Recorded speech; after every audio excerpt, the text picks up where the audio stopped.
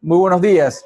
Muy buenos días a todos los participantes. Les saluda el doctor Roberto Ortega desde las instalaciones de la Dirección de Infosalud, de la Dirección General de Telesalud, Referencia y Urgencia del Ministerio de Salud. Empezaremos la telecapacitación programada para el día de hoy, 19 de octubre, a cargo del equipo del Instituto Nacional del Niño de Breña. Quisiera recordarles que cualquier pregunta, duda o consulta pueden hacerlas llegar mediante el chat en cualquier momento de la exposición, las cuales serán respondidas al final.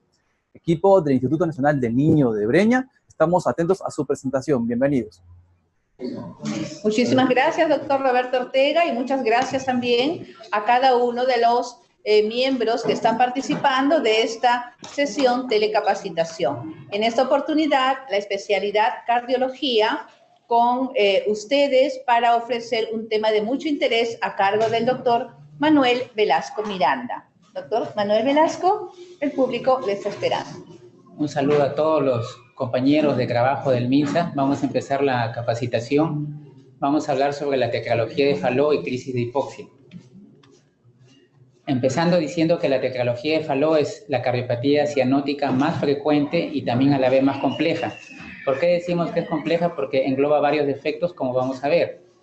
¿Por qué ocurre este tipo de cardiopatía congénita? Porque hay una desviación a nivel del septum que va a provocar todas las demás alteraciones que caracterizan a esta patología.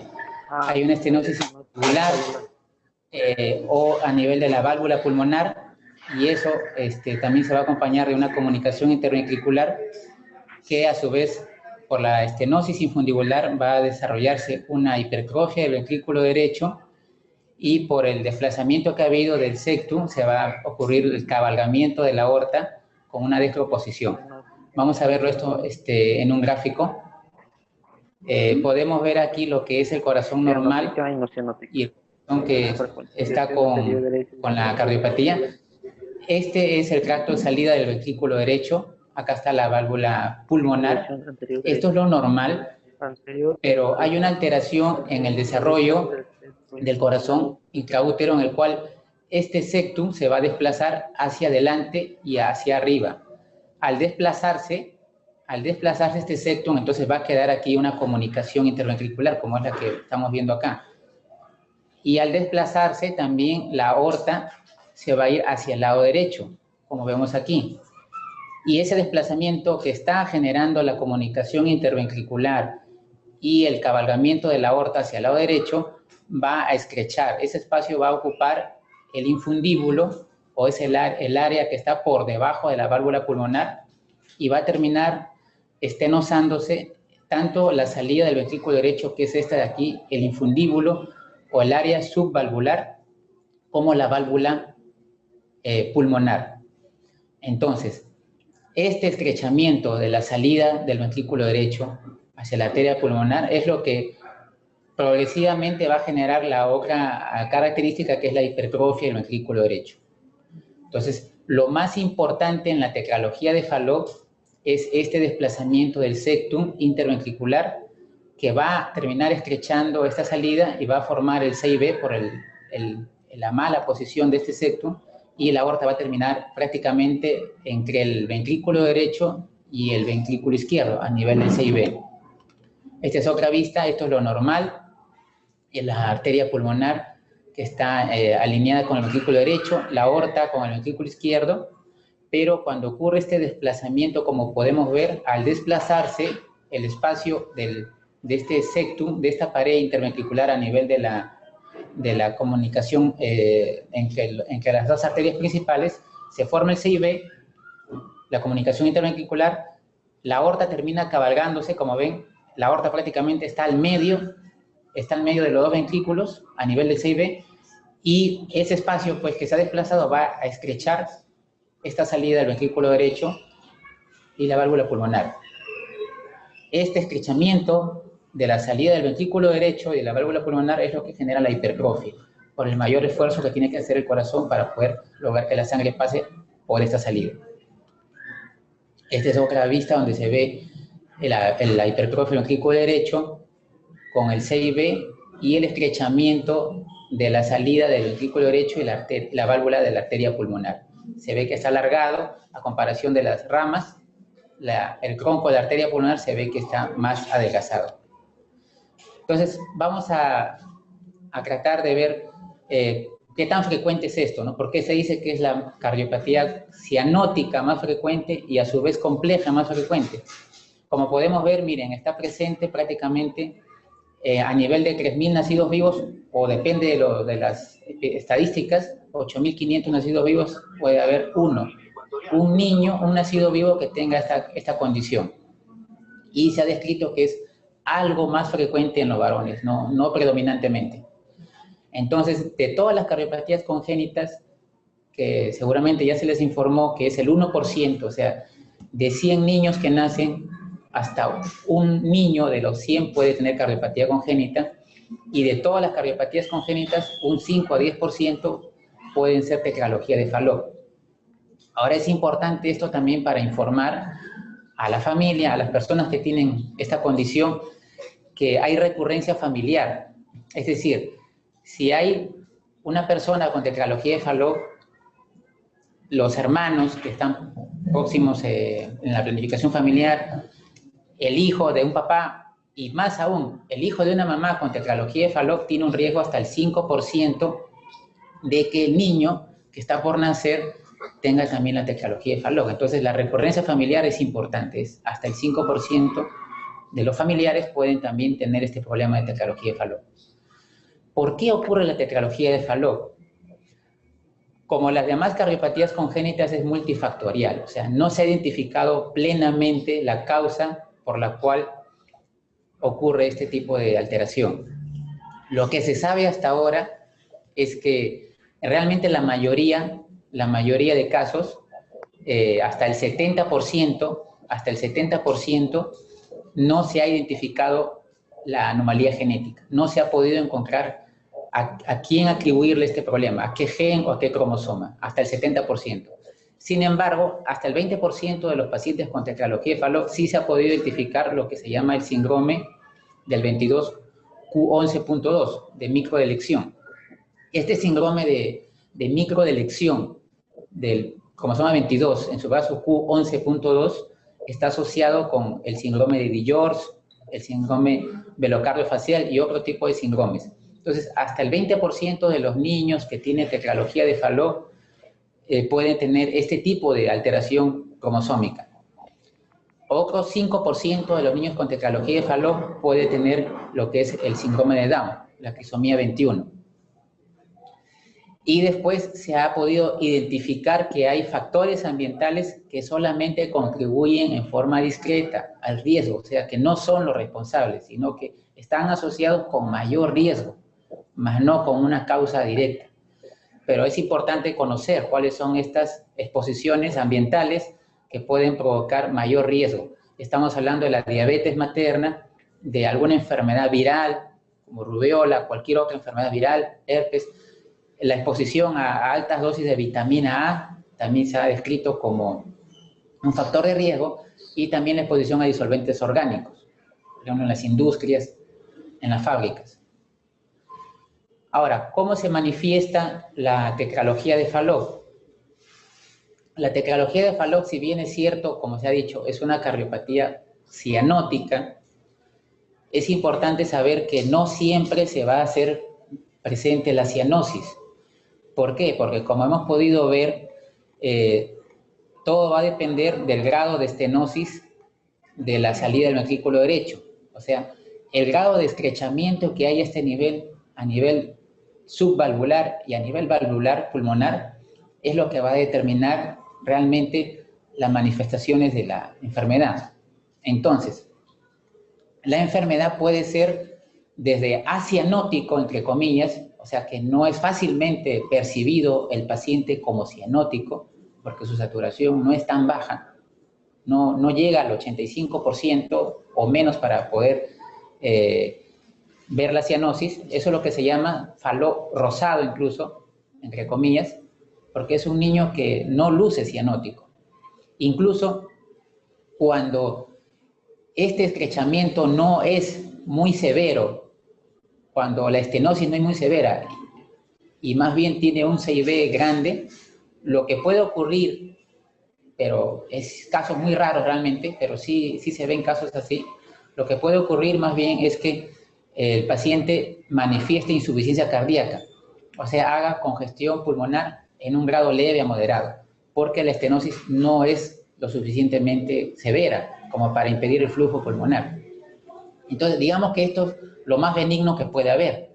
Desde el nacimiento, el niño puede estar cianótico, puede estar rosadito, pero conforme pasa el tiempo, ya conforme pasan los meses, antes del año de edad, ya se empieza a agravar la cianosis porque el cuadro es evolutivo. O sea, el estrechamiento de la salida del ventrículo derecho, esto es evolutivo.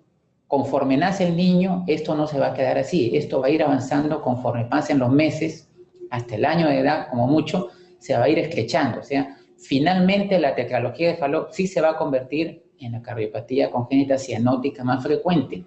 Quizás al nacimiento no, pero conforme pasan los meses sí. Entonces hay que tener cuidado de hacer un seguimiento al paciente, estar evaluando su nivel de saturación.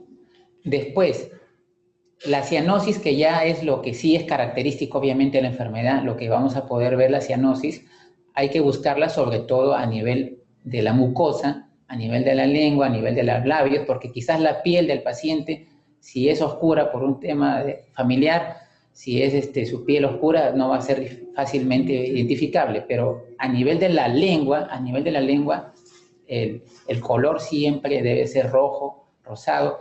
Si vemos que ahí el color es oscuro, pues esto es una cianosis, y igual tenemos que ver la saturación de oxígeno. Hay que verificar la saturación de oxígeno. También el paciente vamos a poder ver que tiene un crecimiento inadecuado, un inadecuado desarrollo, justamente por el nivel de hipoxia. O sea, la hipoxia no va a permitir que el niño gane adecuadamente peso y su desarrollo psicomotor, su desarrollo cognitivo se va a ver afectado. Entonces, eso también son manifestaciones de la enfermedad. Y lo más severo que ocurre es la crisis de hipoxia, que también se ha incluido como un tema en esta exposición. La crisis de hipoxia es la manifestación más severa de la tetralogía de Fallot y también de otras cardiopatías que son cianóticas. Después, para poder nosotros sospechar de un paciente con tetralogía de Fallot, lo que tenemos que hacer en primer lugar es la evaluación clínica.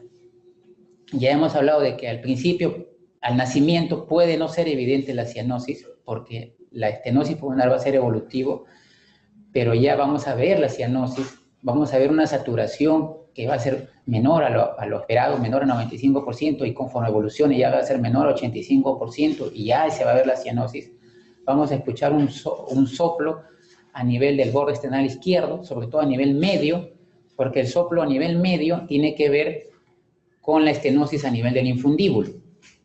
O sea, este estrechamiento acá, que es en la salida del ventrículo derecho, se va a escuchar como un soplo sistólico en el borde esternal izquierdo a nivel del tercer, cuarto espacio intercostal. Y el soplo que se escucha a nivel del segundo espacio intercostal en el borde esternal izquierdo es el soplo de la estenosis propiamente a nivel de la válvula, que está más arriba, como podemos ver. Entonces, el soplo se va a escuchar por la estenosis pulmonar, no por la comunicación interventricular, porque la comunicación interventricular es grande. La comunicación interventricular, como ustedes han podido percatarse en la gráfica, es grande. Entonces, finalmente, la comunicación interventricular grande, sumado a la hipertrofia del ventrículo derecho, mantiene prácticamente las presiones compensadas. Las presiones están igualadas tanto en el ventrículo izquierdo como en el ventrículo derecho, porque es una comunicación interventricular grande. Entonces, realmente el soplo que se generaría por esta comunicación interventricular no es muy perceptible. El soplo que se percibe es por el estrechamiento o por la estenosis pulmonar a nivel del infundíbulo o a nivel de la salida de la arteria pulmonar y en la válvula pulmonar. Otra manifestación es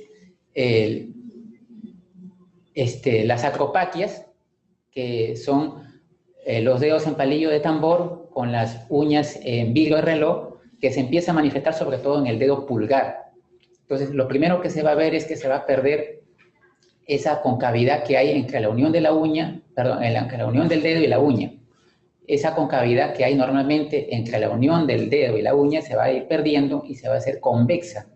Y se van a formar los dedos en palillo de tambor con el tiempo y las uñas en forma de virgo reloj. Pero esto ocurre pasado los 6 meses de un grado de hipoxemia menor a 85% de saturación. O sea, al principio tampoco se va a ver, sino en forma evolutiva.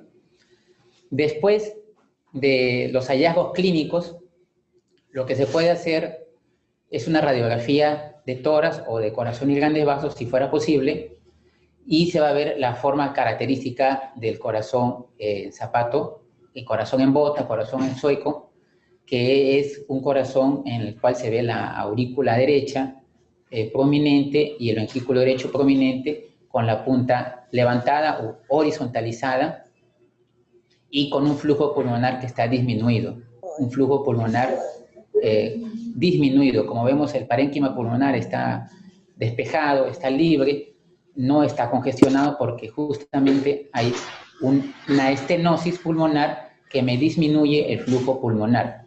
Entonces el flujo pulmonar está disminuido, los pulmones se ven oligoémicos, negros, y el corazón tiene una forma característica como de zapato. ¿Por qué? Porque la arteria pulmonar, precisamente como tiene poco flujo, se ve excavada, se ve estrecha y se forma como si fuera una bota, una parte estrecha y la forma del zapato. Y también se puede pedir un electrocardiograma para poder valorar signos sugestivos de hipertrofia del ventrículo derecho, que es una característica de la tetralogía de Fallot, ¿no? La hipertrofia del ventrículo derecho se va a ver con el eje desviado a la derecha, que son las S prominentes en la derivada 1 y a nivel de la derivada B1 y B2 las R muy prominentes y en la derivada B5 o B6 las S muy profundas. El eje está desviado a la derecha, obviamente teniendo en cuenta la edad del paciente, pero esas son las características que se van a poder ver en un electrocardiograma, ¿no? Una S profunda en la derivada 1, R alta en B1, en B2 y S profundas en B5 y B6 sobre todo. Con estas características ya podemos tener una sospecha diagnóstica, porque como se había explicado, suele ser esta patología estable, compensada, porque las presiones están equilibradas a nivel del ventrículo izquierdo y el ventrículo derecho, porque hay una gran comunicación interventricular. Esa gran comunicación interventricular permite que las presiones estén compensadas, al igual que la hipertrofia del ventrículo derecho, y entonces el paciente cursa con cianosis, cursa con deterioro en el crecimiento, deterioro en el desarrollo, hay acropaquias, pero suele ser un paciente relativamente compensado. Sin embargo, a pesar de esto, el paciente pues va a tener que ser sometido a una cirugía en algún momento. ¿Por qué? Porque lamentablemente la evolución de la tetralogía de Fallot, como expliqué, esta condición evoluciona, o sea, incluso el nacimiento puede ser cianótico, puede ser un Fallot rosado, pero va evolucionando, se va agravando la estenosis a nivel pulmonar, a nivel de la válvula pulmonar o a nivel del infundíbulo, por debajo de la válvula pulmonar. Entonces, la evolución de estos pacientes, digamos que la más benigna podría ser el desarrollo de la policitemia. Como hay una hipoxemia, entonces el paciente va a desarrollar un grado de policitemia, va a aumentar la hemoglobina, el hematocrito en forma compensatoria a la hipoxemia crónica, pero va a haber una ferropenia, porque va a haber eritrocitos microcíticos con bajo nivel de hemoglobina, se va a haber alteración en los parámetros hematológicos, se va a evidenciar una ferropenia con policitemia, y esto también es un factor de riesgo para complicaciones. También va a haber trastornos de la coagulación, sobre todo a nivel de plaquetas y también de demás elementos de la coagulación que van a tener que ser corregidos con transfusión de plasma, de ser el caso. Digamos que esto es lo más benigno que puede ocurrir en un paciente con tetralogía de Fallot, que inevitablemente ocurre en la policitemia con ferropenia, pero la complicación más grave va a ser la crisis de hipoxia, que también es lo que se va a tratar en esta reunión. La crisis de hipoxia es la complicación más grave de la tetralogía de Fallot porque puede llegar a la muerte. También complicaciones graves son los accesos cerebrales o los accidentes cerebrovasculares que son secundarios a la policitemia, a la hipoxemia, al grado de inmunodepresión, a la desnutrición.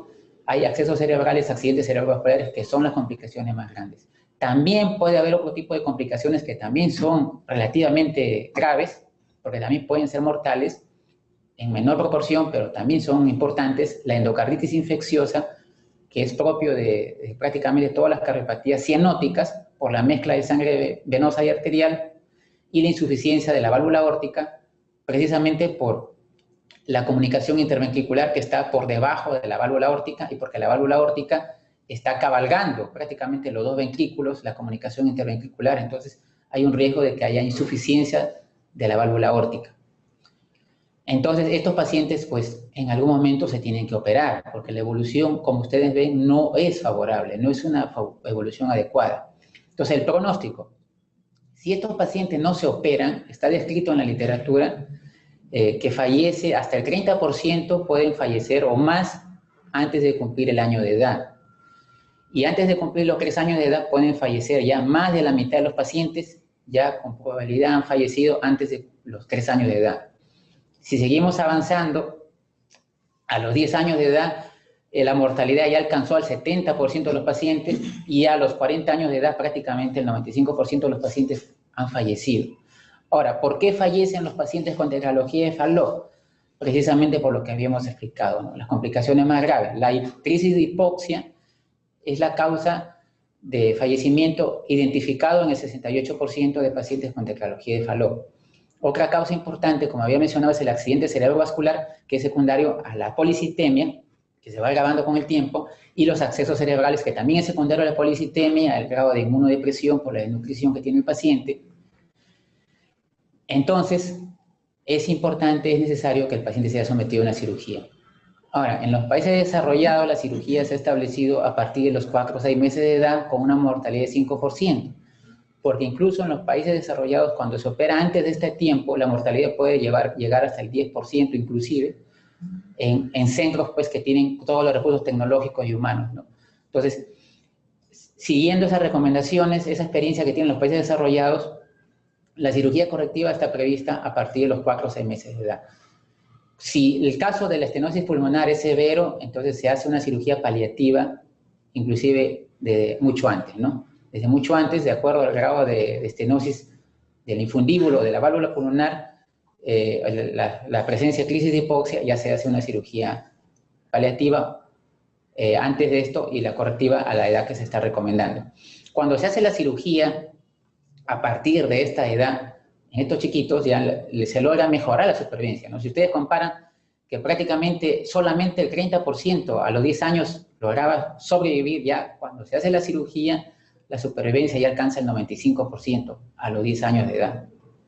Y ya obviamente conforme pasa el tiempo también, pues, por como hay complicaciones posteriores a la cirugía, ya también obviamente la mortalidad también va a ir incrementando, pero más lentamente que si no se hubiera operado. Por ejemplo, a los 30 años ya la mortalidad alcanzó 15%, o sea, están vivos 85% a los 30 años de los que han sido operados, y en cambio en el otro caso, cuando no se operan, pues la mortalidad era terriblemente alta.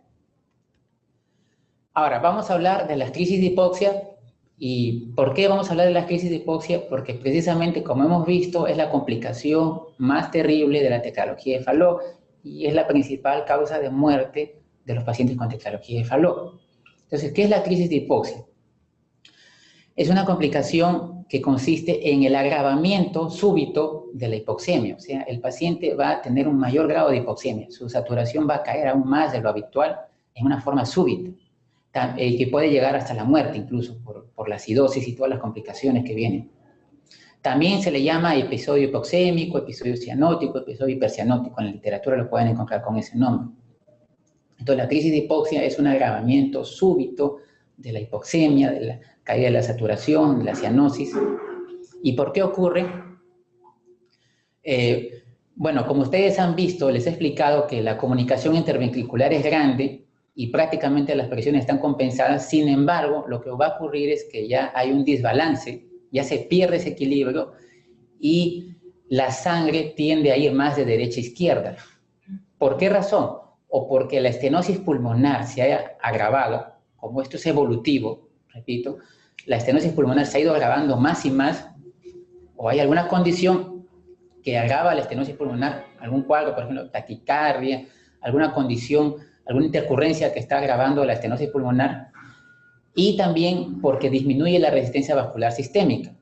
O sea, al disminuir la resistencia vascular sistémica, obviamente, por diferencia de presiones, la sangre va a ir más del lado derecho al lado izquierdo. Entonces, esa sangre que va del lado derecho al lado izquierdo es no oxigenada, entonces va a complicar el nivel de oxigenación en el paciente. Entonces, acá vemos en este cuadro, si hay alguna condición que disminuye el flujo pulmonar más de lo que ya estaba disminuido, o disminuya la resistencia vascular sistémica, las presiones en el lado izquierdo del corazón, hipotensión, por ejemplo, deshidratación, entonces la sangre va a ir más del lado derecho al lado izquierdo y obviamente el nivel de saturación, el nivel de oxígeno en la sangre va a caer. Al caer el nivel de oxígeno en la sangre, se va a generar la mayor hipoxemia y esto va a generar la acidosis láctica. Pues ya al no haber oxígeno se va a echar mano de otros mecanismos del metabolismo para la energía y la acidosis láctica con la hipoxemia van a estimular los centros reguladores de la respiración y el paciente va a respirar en forma más frecuente y más profunda. O sea, su respiración va a ser aumentada tanto en frecuencia como en profundidad. Es una respiración acidótica prácticamente. Una respiración que al tratar de compensar esta hipoxemia, lo que va a lograr realmente es aumentar el retorno venoso en el lado derecho, porque esta respiración está generando que la sangre vaya más hacia los pulmones, pero como sabemos hay un estrechamiento en el flujo pulmonar. Entonces esta sangre que debería ir más hacia los pulmones termina yendo más bien no oxigenada hacia el lado izquierdo y empeora el cuadro. Por eso el aumento del retorno venoso que se genera por la respuesta compensatoria fallida, que es el aumento de la frecuencia respiratoria y el aumento de la profundidad de la respiración, termina agravando el cuadro, se forma un círculo vicioso en el cual va a empeorar la hipoxemia, la acidosis, y esto se va a manifestar, al principio, se va a manifestar con un niño que está irritable, muy irritable, con un llanto inconsolable, sumamente lloroso. La respiración, como dije, va a aumentar en frecuencia y profundidad. Si nosotros examinamos al niño, vamos a ver que está taquicárdico, que la presión va a caer, va a ser hipotensión, va a haber frialdad distal, diaforesis, o sea, el niño ya se está descompensando. Y la saturación de oxígeno va a caer, va a empeorar el nivel de saturación de oxígeno, la cianosis se va a agravar, va a ser eso evidente. Incluso el soplo va a disminuir. ¿Por qué? Porque ya el flujo pulmonar va a disminuir. O sea, la sangre, en lugar de ir por la arteria pulmonar, va a ir más por el CIB hacia el ventrículo izquierdo y por eso el soplo sistólico que se escuchaba va a disminuir su intensidad. Esto puede llegar hasta la flacidez, disminución del estado de conciencia, convulsiones, hemiparesia, accidente cerebrovascular, coma y la muerte por acidosis, por falla multiorgánica. Entonces, es importante poder reconocer este problema adecuadamente para poder tratarlo. ¿Cuáles son los desencadenantes de una crisis de hipoxia? El paciente puede presentar esta complicación simplemente por dormir tanto en la noche como en la mañana y al despertarse, el paciente está relajado, está hipotenso y cuando uno se despierta hay una descarga enérgica, entonces esto puede condicionar una crisis de hipoxia. Simplemente el esfuerzo de la alimentación que genera un cambio en la circulación sanguínea hacia los intestinos también puede generar una disminución de la presión arterial sistémica y también puede empeorar. El llanto por cualquier causa, ¿no? El llanto por nerviosismo, ansiedad, dolor, etc. Defecación también, sobre todo cuando hay estreñimiento, cuando hay mayor esfuerzo, cuando hay pujo, también es un factor de riesgo. La actividad física, el caminar, hay niños que ya están limitados hasta para una simple deambulación. Ansiedad, estrés, la deshidratación, niños que tienen diarrea, vómitos, también están en mayor riesgo por bajar la presión arterial. dolor, fiebre, sepsis, ferropenia, fármacos como dobutamina, dopamina, inhibidores de la enzima convertidora de angiotensina como captopril, enalapril, atropina. En conclusión, cualquier situación que aumente la frecuencia cardíaca o disminuya la presión arterial me va a provocar una crisis de hipoxia. Por lo tanto, yo tengo que estar alerta ante esa situación. ¿Y qué debo hacer yo ante una crisis de hipoxia? O sea, ¿qué hago yo si tengo un niño que está irritable, muy lloroso y que ya estoy viendo que está su saturación disminuyendo, está respirando con mayor rapidez, con mayor profundidad? Entonces, lo primero es atender y calmar al paciente, manejar la ansiedad, el dolor, la fiebre, evaluar qué es lo que está pasando con este niño para evitar pues, que siga ansioso, que siga lloroso, que disminuya la frecuencia cardíaca. Y como ya hemos visto, tenemos que incrementar la resistencia vascular sistémica porque este es uno de los factores que provoca la crisis de hipoxia. O sea, tenemos que aumentar la presión en el ventrículo izquierdo. ¿Cómo lo podemos hacer? Con la posición genopectoral. La posición genopectoral lo que va a provocar es que al doblarse de esta manera las piernas, las rodillas pegarlas hacia el pecho del paciente, lo que va a hacer es que va a aumentar la presión, va a aumentar la resistencia del flujo de sangre aórtico hacia el abdomen y hacia los miembros inferiores, y eso va a aumentar la presión en el ventrículo izquierdo para que pueda perfundir adecuadamente la sangre a esta parte del cuerpo. También va a contener el retorno venoso sistémico de esta parte del cuerpo hacia la aurícula derecha, y eso también va a disminuir la posibilidad de que se empeore el pasaje de sangre del ventrículo derecho al ventrículo izquierdo. O sea, aumentando la presión en el ventrículo izquierdo con esta resistencia que se está ofreciendo y disminuyendo el retorno venoso, entonces vamos a disminuir el pasaje de sangre del lado derecho al lado izquierdo del corazón. ¿Qué más se puede hacer? Mejorar la presión arterial con bolos de cloruro de sodio. Se puede dar 10, 20, hasta 60 por kilo en bolos endovenosos, de acuerdo a la gravedad del caso. También se suele usar la etilefrina, que es un fármaco que va a incrementar la presión arterial, la vía intramuscular, de acuerdo al peso, se puede dar esto. Se puede continuar con la hidratación para mantener una buena presión arterial, una buena volemia, porque la deshidratación es un factor de riesgo. Acá, al lograr que se mejore la presión en el ventrículo izquierdo y disminuye el retorno venoso a nivel de la aurícula y el ventrículo derecho, entonces las presiones en el ventrículo derecho y en el ventrículo izquierdo se van nuevamente a equilibrar y el flujo hacia la arteria pulmonar se va a restablecer. Entonces, con esta simple medida se puede lograr esos cambios hemodinámicos. ¿Qué más tenemos que hacer? Como dije, el aumento de la frecuencia respiratoria y de la profundidad de las respiraciones, que es la hipernia, es una respuesta compensatoria fallida, que no va a lograr su resultado. Entonces, hay que bloquear esa respuesta.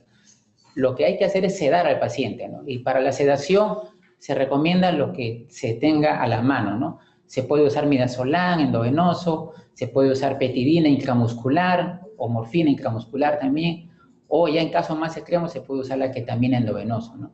Lo que más se usa aquí es la petidina intramuscular o el midazolam endovenoso, o incluso midazolam por vía sublingual cuando no hay un acceso, porque lo importante, como le digo, es sedar al paciente, casi como si fuera una crisis convulsiva. O sea, hay que sedar al paciente, hay que relajarlo para que se frene el estímulo de la respiración rápida y prolongada. También, como hemos mencionado, que hay acidosis por la hipoxemia agravada, entonces se tiene que corregir la acidosis, si es posible con un AGA, o si no, la dosis que está recomendada es un miliequivalente de bicarbonato de sodio por kilo diluido, pasarlo en forma lenta en 10 minutos, que se puede repetir de acuerdo a la gravedad del caso. El oxígeno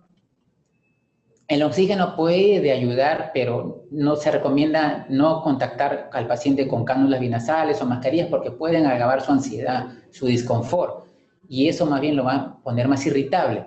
De repente el oxígeno a distancia, pero en realidad por la fisiopatología, pues el oxígeno no tendría mayor utilidad porque el problema es el flujo disminuido de sangre hacia los pulmones, no es un problema de intercambio gaseoso.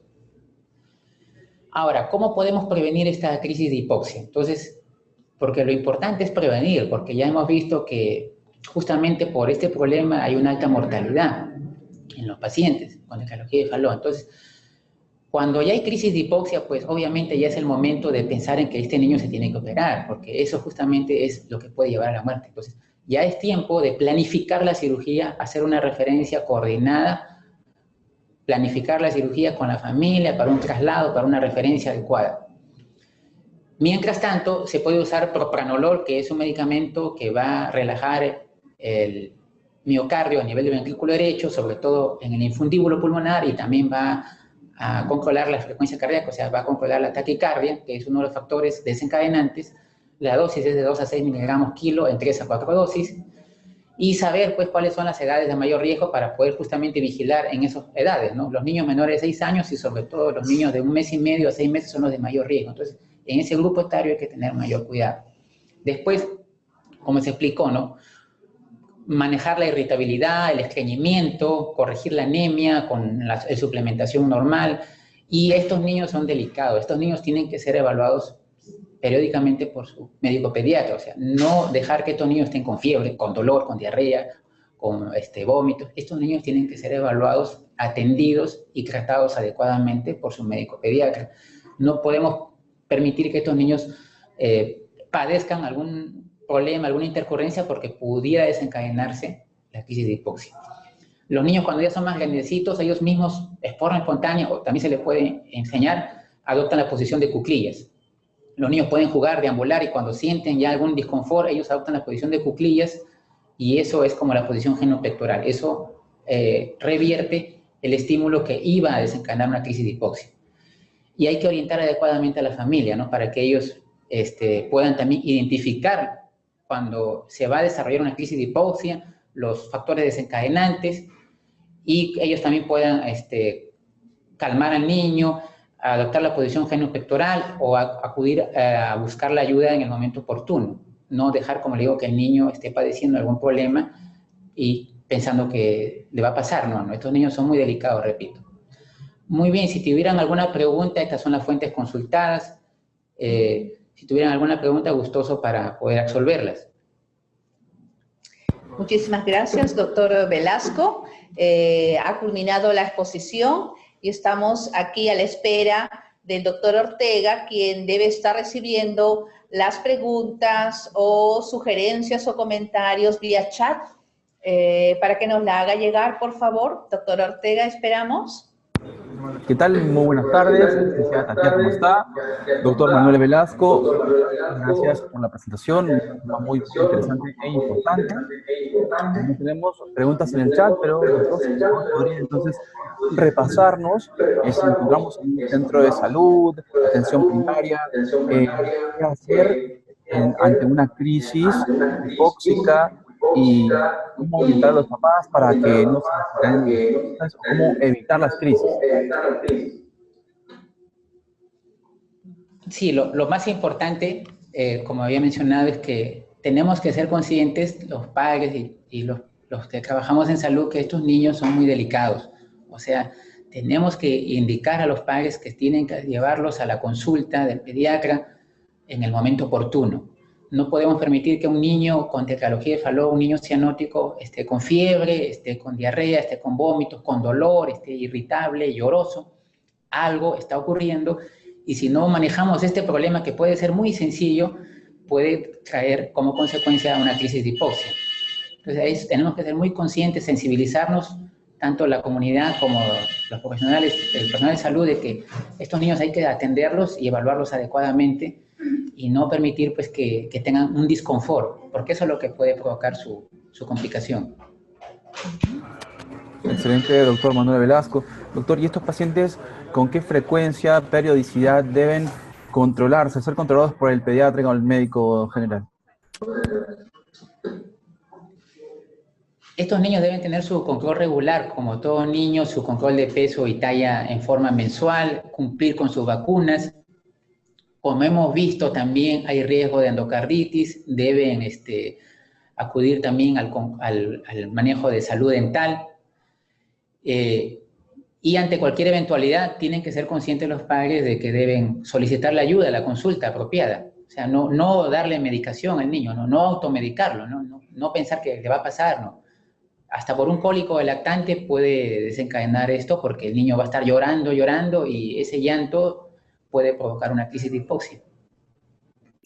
Sí, doctor. Doctor, había mencionado que la cirugía debe ser entre los 4 a 6 meses.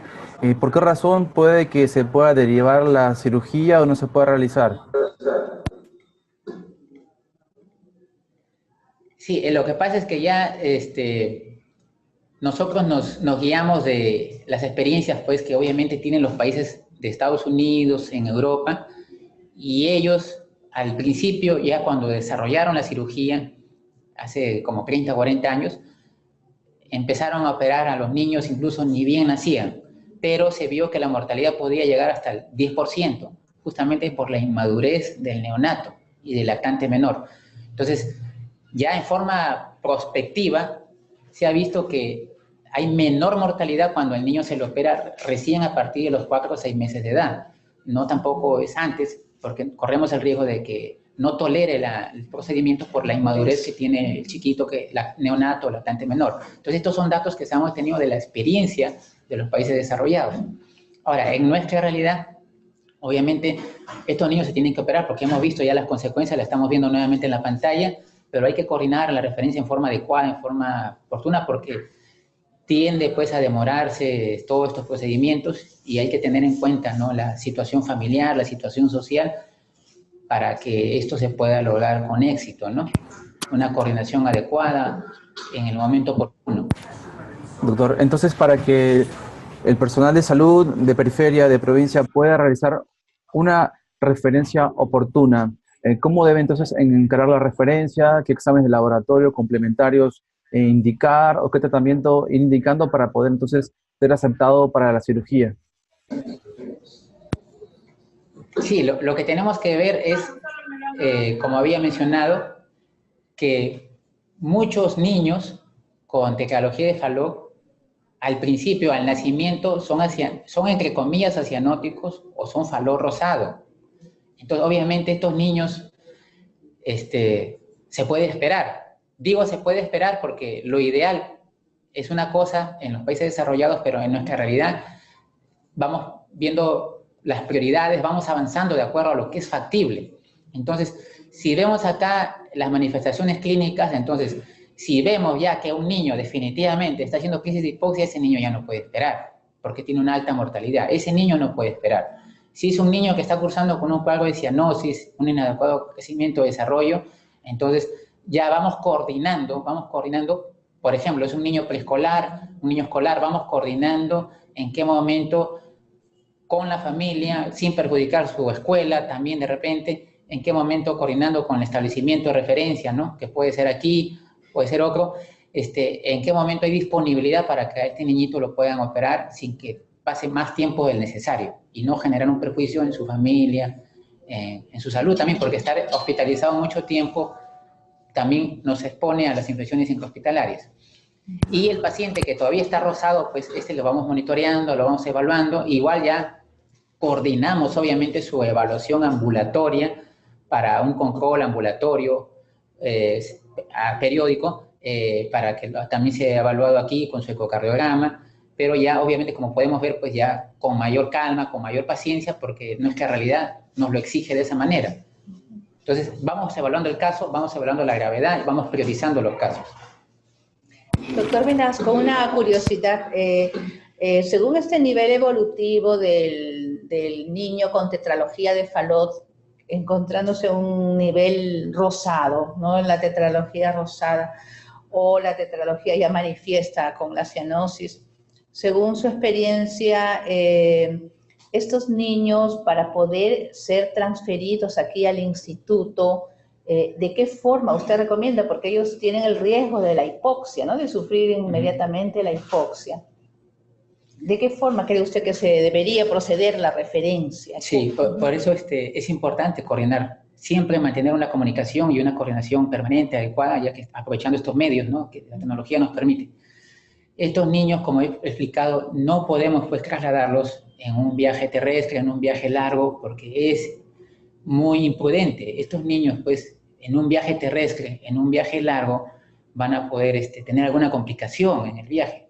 Pueden cursar con un cuadro de diarrea, un cuadro de vómitos propio del viaje, la incomodidad del viaje de muchas horas, y eso va a provocar más bien una crisis de hipoxia. Entonces, en lo posible, estos niños pues deben ser trasladados vía aérea y evaluando ya su caso también en el aspecto social, ¿no? Ya el tema del desplazamiento de la familia, buscar dónde puedan quedar por el tiempo que sea necesario, porque ya si tienen una gravedad como la crisis de hipoxia, obviamente ya tampoco puede estar yendo y viniendo, ¿no? Entonces, de acuerdo a eso, de acuerdo a los riesgos, tenemos que evitar justamente la exposición a estos riesgos, ¿no? Entonces, lo ideal es que estos niños tengan un transporte cómodo, lo más corto posible, que sería obviamente la vía aérea, de ser posible, ¿no? Para evitar el riesgo de una crisis de hipoxia.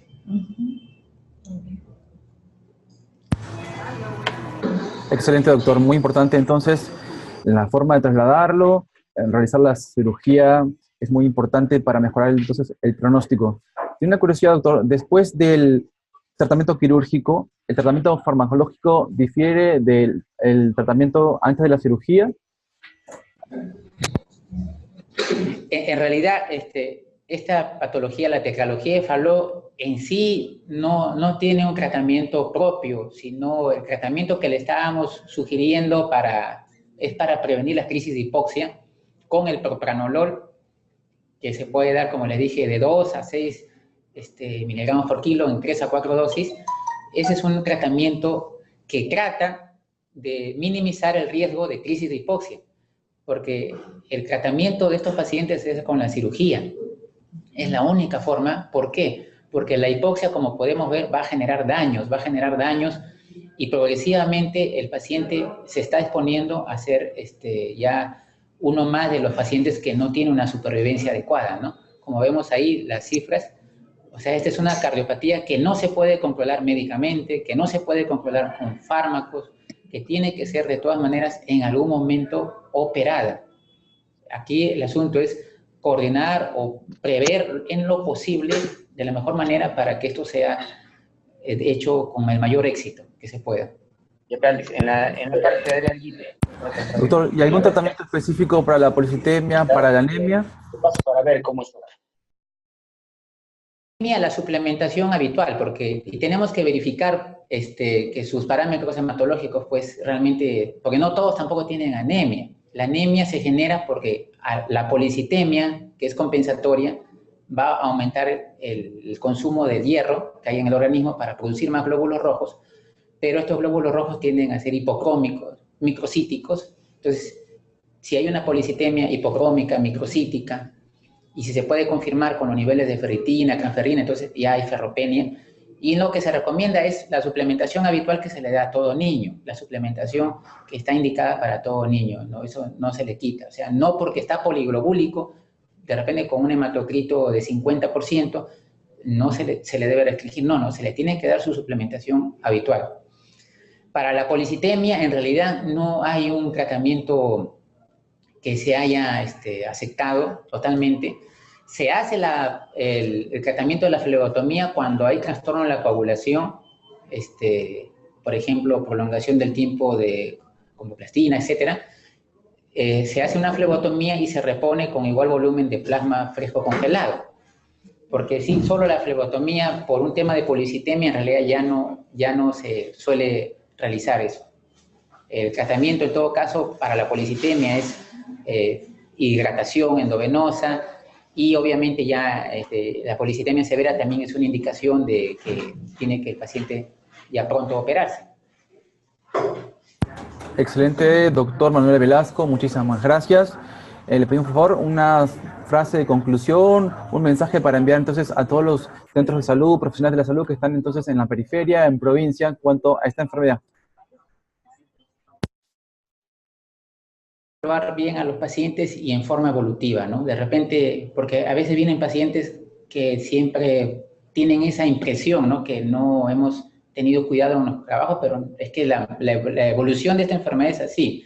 Quizás al nacimiento o en la lactancia inicial no se evidenció un problema, pero en la evolución que le hago periódicamente al paciente cada mes, ya puedo ir determinando ciertas características. Entonces no es que no se detectó o recién le han dicho o recién lo han detectado, no, sino que la enfermedad se manifiesta de esa manera, y acá mismo lo hemos visto nosotros también con pacientes que han venido por un fallo rosado o han venido con un fallo rosado más un grado de insuficiencia cardíaca o un 6B grande y la estenosis muy leve, pero que evolutivamente después, si ya se ha hecho el fallo ya cianótico. Entonces hay que evaluar al paciente y hablar siempre con la familia, explicarles los controles periódicos, regulares, y la comunicación que mantengamos con las demás instancias, ¿no? Con nosotros.